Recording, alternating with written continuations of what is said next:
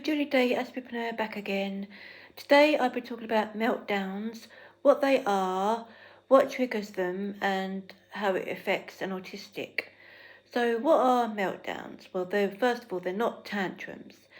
In my opinion, meltdowns are, as someone has said recently, they're involuntarily, and they're an autistic's brain's way of reacting to a certain situation. So the triggers can be overstimulation, a sudden change, something going wrong. And so for overstimulation, I'll give you a classic example, which is a child in a supermarket and being overstimulated by all the senses around them, the noises, the lights, all the people, and their brain can't cope with everything that's going on, all the decisions. And so they drop to the floor, they're screaming, they're crying, they may be rocking, hitting the floor with their hands, which to other people might look like a tantrum, but it's not a tantrum. And as someone said, it's involuntarily. The autistic's brain can't cope with what's going on around them, so that's how they react. And if you see a child having a tantrum, yes, you might see them have crying, screaming, etc.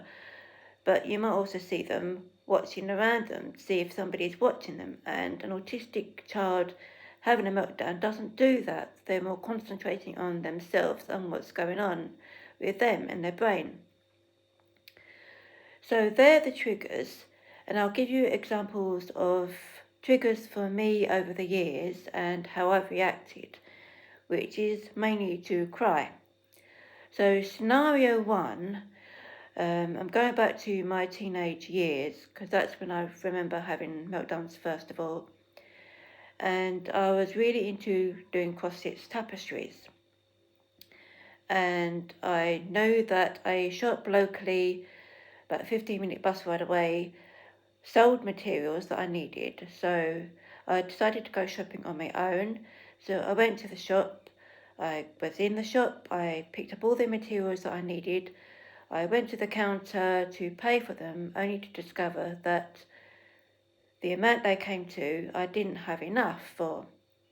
And my brain just reacted saying, oh no, I don't have the money for it, I can't have anything, and I started crying. Sadly, I left the shop crying and being empty-handed. So that's scenario one. Tip one is, now know what to do now would be make a list of what you need, work out how much all that comes to. If you haven't got enough on you at the time, then dwindle that list down to the essentials that you need and how much you have to pay for it. And if you've got enough money, then go shopping, which is what I do now. The second scenario is, I called at the time separation anxiety.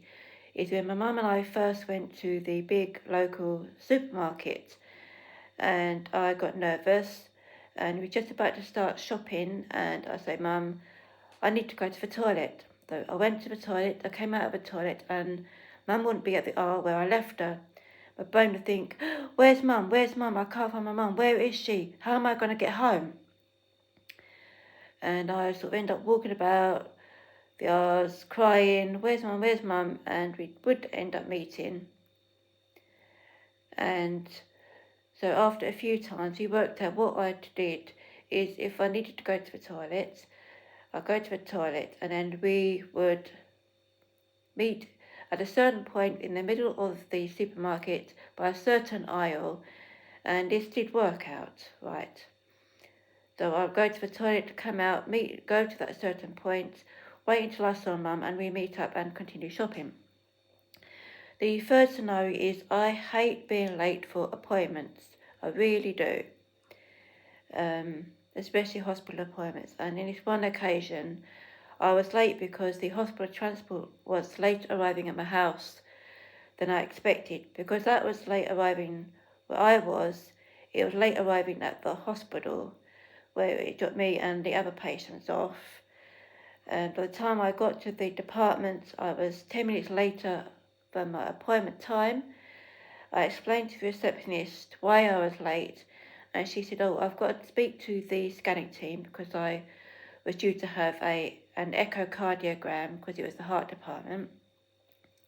My brain just thought, "Oh no, don't say that because I missed that appointment time. I can't have it done. I've got here all the way from here, from my house, for nothing to happen, and I'm just going to have to go back home now." Thankfully, the receptionist came back. She said, "I've just spoken to the scanning team.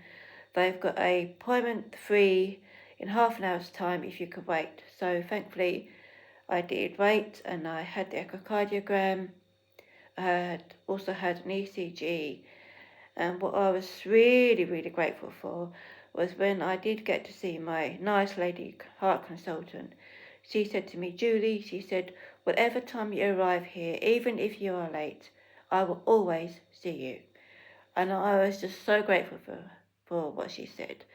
And it just really reassured me. So those are the 3 scenarios and the 3 tips.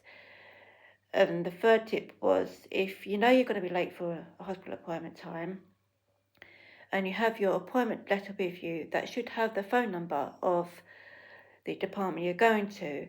So phone ahead of time, telling them who you are, why you're going to be late, so hopefully when you get to that department, they have the information they need to accommodate you being late. So that is what meltdowns are, what can trigger them, and how it affects an ASPE and autistic. And next time I might tell you a bit more about meltdowns and why they're not tantrums. If you like what you heard so far, please like and or comment on the video. Please subscribe to my channel to learn more about being autistic and being an ASPE. Until next time, bye.